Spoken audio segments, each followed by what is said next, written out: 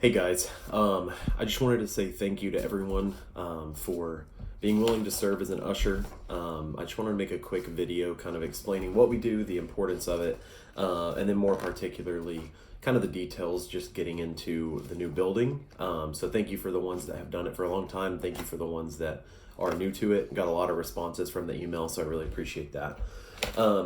Really, first and foremost, the purpose of ushering is just to make Sunday services go smoother, particularly for guests, but also for members and longtime attenders in finding seats, answering questions, picking up trash if you see things. Really, just once people enter into the doors of the worship center, just making sure that their needs are met. But it really is primarily going to be finding seats, especially as we condense into one service.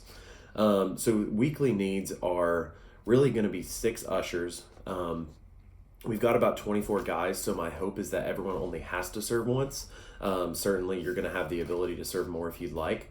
But really, every week it's going to be 6 ushers showing up 5 to 10 minutes before service starts. We're not doing anything for Sunday school right now, so this will only be service. So really showing up around 10:20 to 10:25 and then staying in your position at least 15 minutes after service ends. It's really going to vary week to week. If there are a lot of people still looking for seats, we kind of need to stay in those positions longer. If everyone's settled, or if there are just a ton of seats available that are very obvious, you can probably leave at that 15-minute mark. We're going to have 3 ushers at the back, and then 3 in the middle aisle. So it's going to be hard to see this, but this is a printout. Up here is going to be the stage. This is going to be the back door where everyone's coming in. So what we're going to do is we're going to have an usher at each of these middle aisles. So we've got 3 middle aisles covering the 4 different sections. What these people are going to do is kind of catch individuals as they come in and see how many seats they need. So while there are plenty of seats open, if someone's not very obviously looking for one, they can find their own seat. But if they need help, if it's starting to get full, these 3 are going to kind of intercept them. The other 3, we're going to have one positioned at each aisle. They're going to be going up and down, identifying where seats are. So this person might be looking here and here, and they're going to think, okay, there's 3 seats here. So when this person has someone that needs 3 seats, they're going to do a little hand motion down the aisle that says 3, and they're going to send them down to this person for them to be seated. Now, what's going to be difficult is we're going to have people kind of scoot in, especially when it's more full. So if there are 3 people on the inside and 2 people on the outside and 3 seats in the middle here, when it comes to someone who's been here for a while or a member, we're going to have to just ask them to move in. If they are families with small kids on the aisle, it's probably best that they stay on the aisle. If they are elderly, or if you get any pushback, or if they're visitors, I would say maybe go to the next row. So say you're on row 5 and you feel like there's a space that could be filled, but it's families on either side and they probably want to have the aisle. Well, let's go to the next one. And then if things get too cramped, then we can see.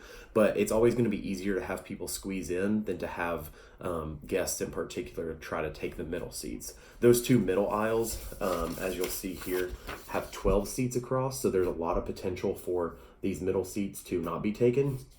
Chris is going to speak from the pulpit to try to get people to get used to squeezing in, but it's really going to be our job to kindly, but also firmly try to get people to move towards the middle to make more room on the outside.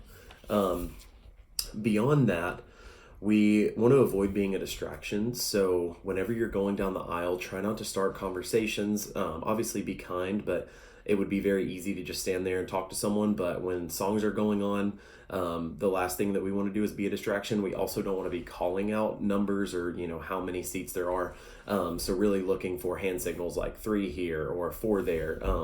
It's very simple stuff. I mean, it's not going to be that difficult, but just try not to be a distraction to people, particularly during prayer, during music, and all that. There is going to be an option sometimes to add chairs in the back. So when we initially set up, we may be cutting off these back couple. I think their goal is to make it more full and to move people forward. I personally expect there to be a pretty full amount of people from the beginning.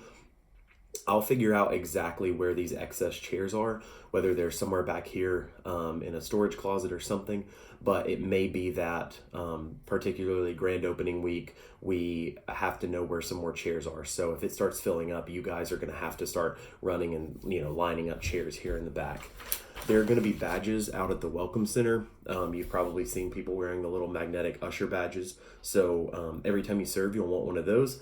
And then also, final thing is filling in when needed. So if you see that someone maybe didn't show up, or they're short, or it seems like they're struggling and it's a really busy week, feel free to go jump in. Don't abandon your family or something if they're not expecting it. But if you're able, go ahead and jump in and help them, even if you're not scheduled. But I'll work to get probably a whole month scheduled out, especially since you should only be serving 1, maybe 2 weeks. So if you guys can be blocking out dates on Planning Center that you're not available, and also as soon as you're able, go ahead and accept the role for that week so that I know that you guys have seen it. And then just communicate with me if you feel like anything is going wrong. But if you guys have any questions, reach out to me directly, send them in the Church Center group, whatever you need. I've got the first 6 people scheduled for the soft opening, and I will work on going ahead and getting more out. Thank you, gentlemen.